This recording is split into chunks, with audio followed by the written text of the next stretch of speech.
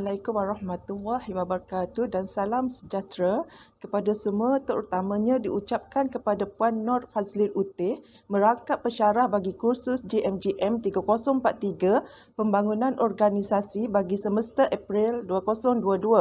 Kami dari Kumpulan Champion Grup E Kota Bahru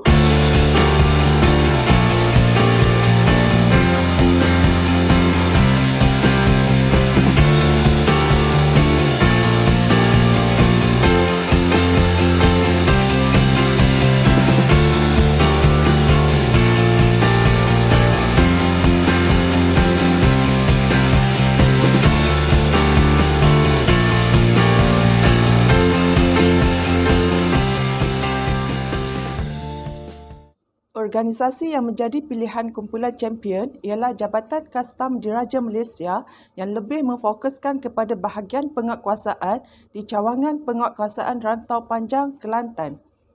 Dalam menguruskan organisasi yang mantap dan mempunyai skop yang luas, sudah pasti akan wujud pelbagai masalah yang timbul dan dapat dikenal pasti. Banyak perkara yang sepatutnya perlu diambil kira dalam pengurusan organisasi oleh pemimpin tetapi tidak diambil kira menyebabkan pelbagai isu dan permasalahan yang timbul dalam organisasi. Antara isu-isu yang dikenal pasti di cawangan penguatkuasaan Rantau Panjang antaranya melibatkan isu pertama, proses manusia, pengaruh sumber manusia, struktur atau teknostruktur dan strategi. Isu-isu ini sering diperkatakan mempengaruhi kepimpinan dalam kerja berpasukan sehingga ia boleh merosakkan komunikasi dalam berpasukan dan menimbulkan konflik dalam organisasi. Walau bagaimanapun, isu lain yang dapat dikenal pasti turut berlaku dalam organisasi ini iaitu isu kebajikan, pengambilan pekerja, penyediaan latihan berkala, isu pembangunan, penilaian individu ataupun berkumpulan dan isu yang menghalang pembangunan organisasi adalah dalam pemberian ganjaran kepada individu yang tertentu. Selain itu, dalam menguruskan pentadbiran organisasi, strategi organisasi dalam menyeragamkan segala pengurusan, perancangan dalam menghadapi cabaran di persekitaran mereka juga merupakan isu yang perlu diatasi oleh pemimpin. Sebagai pemimpin, ia perlu memainkan peranan penting dalam mewujudkan suasana organisasi yang sihat dan harmonis supaya setiap pekerja terjaga kebajikannya serta dapat melaksanakan amanah dan tanggungjawabnya dengan cemerlang dengan sentiasa bersikap mendukung misi dan visi organisasi agar perkhidmatan yang diberikan dapat mencerminkan imej dan budaya yang mewujud dalam organisasi. Dalam konteks ini, pembangunan organisasi amat penting dalam fungsi keorganisasian kerana ia dapat mengenal pasti segala isu-isu dan masalah yang wujud dalam organisasi. Diagnosis isu. Matlamat utama bahagian penguatkuasaan JKDM adalah untuk membenteras apa jua bentuk aktiviti, penyeludupan dan penyelewengan dengan berkesan bagi memastikan segala undang-undang dan peraturan-peraturan yang didokong dipenuhi sepenuhnya. Isu yang menjadi masalah utama dalam melaksanakan tugas penguatkuasaan adalah isu dari sudut proses manusia iaitu berlakunya kesukaran dalam berkomunikasi daripada pihak atasan dengan pekerja bawahan.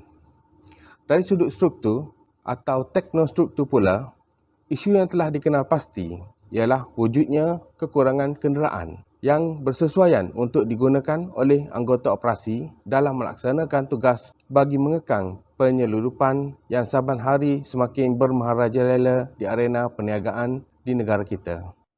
Seterusnya, dari sudut pengurusan sumber manusia pula, isu yang akan diketengahkan ialah berlakunya kekurangan anggota operasi dalam bahagian penguatkuasaan bagi menjalankan pemantauan di kawasan yang diklasifikasikan sebagai black spot. Akhir sekali, isu yang melibatkan strategi di mana berlakunya kelemahan sistem dan pertindihan kuasa di antara agensi-agensi di sempadan yang sememangnya sukar untuk anggota jabatan atau agensi yang terlibat untuk menjalankan tugas dan tanggungjawab masing-masing. Pembangunan organisasi selalunya melibatkan kemahiran untuk berkomunikasi yang saling berhubungan dalam pelbagai bentuk dan proses yang melibatkan maklumat yang boleh membantu pemimpin dalam mentadbir organisasinya dan mengubah persepsi yang wujud dengan konsep, strategi dan pendekatan yang berbeza dalam menangani setiap konflik yang wujud dalam organisasi sehingga mendatangkan keuntungan kepada pemimpin-pemimpin apabila wujudnya kesefahaman dan kesepakatan ahli organisasi. Pendekatan pengurusan komunikasi adalah untuk memantau dan membuat penilaian khusus bagi memudahkan operasi organisasi berfungsi secara sistematik. Kajian dilaksanakan dengan menggunakan borang soal selidik tentang permasalahan yang dikaji di Jabatan Kastam Rantau Panjang, Cawangan Penguatkuasaan Rantau Panjang. Untuk setiap isu yang berlaku menunjukkan bahawa berlakunya kelemahan seseorang pemimpin yang turut membawa kepada kelemahan organisasi. Masalah juga berlaku apabila setiap maklumat disampaikan tidak menyeluruh kepada semua kaki tangan. Ketidakpekaan pihak pemimpin kepada permasalahan yang berlaku kepada pekerja bawahannya semasa melaksanakan tugasan yang diberikan sama ada dari skop kekurangan teknostruktur dan strategi yang bersesuaian juga merupakan satu kelemahan seseorang pemimpin dalam organisasi. Isu-isu ini perlu diberikan keutamaan yang sewajarnya dalam memastikan perkhidmatan yang diberikan oleh pekerjanya dapat menghasilkan kecemerlangan kepada jabatan.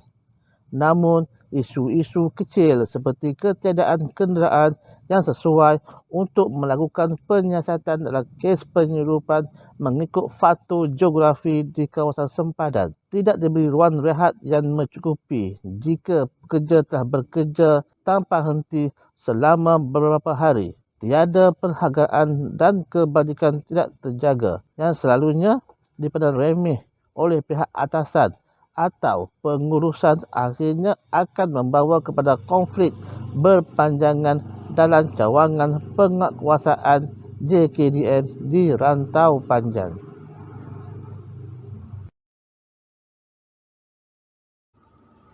Kaedah analisa data. Kajian ini menggunakan kaedah soal selidik dengan pendekatan kuantitatif. Data diperolehi dengan mengedarkan borang soal selidik dengan menggunakan link Google Form untuk mendapatkan maklumat kajian daripada responden. Dalam kajian ini, kaedah pensempalan berdasarkan kepada pensempalan rawak mudah digunakan. Pengkaji telah mengenal pasti responden dengan cara mendapatkan senarai nama kaki tangan dan boleh digunakan untuk tujuan kajian ini. Kaedah membuat responden juga digunakan dan ia mempunyai kepercayaan yang tinggi dalam kajian. Pelaksanaan intervensi. Pelaksanaan intervensi akan dilaksanakan di seluruh organisasi supaya berlakunya pembangunan organisasi dalam pengurusannya kerana ia sangat memerlukan kepakaran, kemahiran dan amalan yang dimahukan dengan melaksanakan perubahan secara sistematik. Pelaksanaan yang dibuat memerlukan pengurusan sumber manusia yang cekap, perubahan strategi, struktur dan teknostruktur yang bersesuaian dan proses manusia bersama. Setiap organisasi akan membentuk program atau sebarang aktiviti yang bersesuaian sebagai langkah intervensi secara berturutan untuk membantu organisasi meningkatkan keberkesanannya. Intervensi yang dilakukan oleh pihak atasan akan merancang pelan tindakan strategik kerana segala tindakan akan disatukan dalam mengintegrasi kaedah baru dengan prosedur baru. Selain itu, intervensi juga akan mengukuhkan semula organisasi. Ia adalah dengan tujuan mengorganisasikan semula struktur dan reka bentuk kerja, mengukuhkan semula tingkah laku organisasi.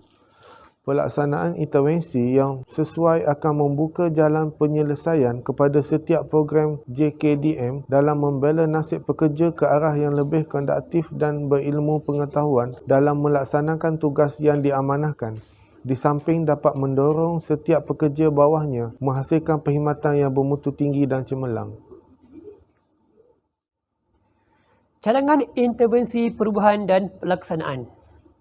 Semua perubahan ini memerlukan perubahan intervensi yang berjaya dengan setiap program dan aktiviti yang dirancangkan setelah mendiagnosiskan data yang diperolehi. Dalam pelaksanaan intervensi, semua pihak dalam organisasi perlu bersatu padu dan bekerjasama demi kecemerlangan organisasi. Intervensi ini dapat membantu organisasi dengan lebih cekap kerana analisis yang didapati selalunya akan dikaji supaya tidak akan menghalang perubahan ke arah yang lebih positif dalam menerajui organisasi. Pelaksanaan terhadap cadangan intervensi harus disokong dan semua pihak dalam organisasi perlu memberi kerjasama dari sudut pandangan individu, kumpulan dan organisasi itu sendiri. Dalam melakukan pelaksanaan, organisasi berhak bertindak untuk melantik ejen perubahan untuk melakukan penambahbaikan dalam pembangunan organisasi mereka. Sebuah organisasi sememangnya akan melakukan anjakan perubahan. Setiap perubahan yang berlaku memerlukan perancangan dan matlamat ke arah pencapaian pembangunan organisasi yang optimum dan memberi keselesaan kepada organisasi. Halangan-halangan perubahan. Perubahan yang akan dilakukan oleh pengurusan organisasi tidak semestinya akan diterima oleh semua pihak walaupun secara rasional. Setiap perubahan yang diketengahkan itu akan memperbaiki kelemahan-kelemahan yang ada dalam organisasi tersebut. Halangan-halangan mungkin boleh diwujudkan walaupun intervensi telah diambil. Sebab untuk melakukan perubahan dalam organisasi, bukan semua atau 100% akan turut berubah kerana setiap perubahan akan memerlukan kesediaan semua peringkat, iaitu individu, kumpulan dan organisasi itu sendiri yang mengambil tindakan untuk berubah. Selain itu, halangan mengenai kemampuan untuk berubah juga akan mempengaruhi tingkah laku perubahan kerana dengan segala intervensi yang dibuat dan pelaksanaannya juga tidak semua peringkat dalam organisasi mampu untuk berubah. Kemampuan ejen perubahan yang dilantik juga akan bertanggungjawab untuk melaksanakan perubahan dalam organisasi tersebut. Namun, ejen perubahan yang tidak berilmu atau ilmunya kurang, mereka tidak berupaya mengajak organisasi melakukan perubahan. Dalam bahagian penguatkuasaan JKDM yang sentiasa tidak diberi sokongan dan penghargaan kepada setiap apa yang dilakukan sehingga hilang rasa hormat dan suka memberi kerjasama yang sepenuhnya walaupun tetap menjalankan kerja di peringkat kumpulan dan organisasi kita. Isu-isu ini tidak memberi keselesaan kepada semua. Tindakan-tindakan mengatasi halangan perubahan. Segala perubahan mesti disambut baik oleh pengurusan kumpulan yang terdapat dalam organisasi agar sentiasa bersedia untuk melakukan perubahan dan yang paling utama memastikan perubahan berlaku dengan cekap dan sistematik mengikut perancangan yang ditetapkan. Setiap perubahan diambil kira dan diberi penekanan yang sepatutnya. Ia akan membawa kejayaan prestasi di jabatan ini. Perubahan ini juga bergantung kepada pemimpin, di mana hakikat seorang pemimpin tidak boleh bersendirian. Mereka akan roboh kerana tiada kerjasama dan sudah pasti akan menjauhi keberhasilan organisasi. Kesimpulan, organisasi merupakan suatu sistem yang dinamik dan untuk terus melonjak ke arah perubahan yang optimum kerana organisasi dipengaruhi oleh persekitaran seperti kemahiran, sumber tenaga manusia, kemudahan, dorongan dan sebagainya yang mampu mengubah situasi organisasi dengan pelbagai intervensi diambil sebagai satu langkah menyokong matlamat dan visi organisasi.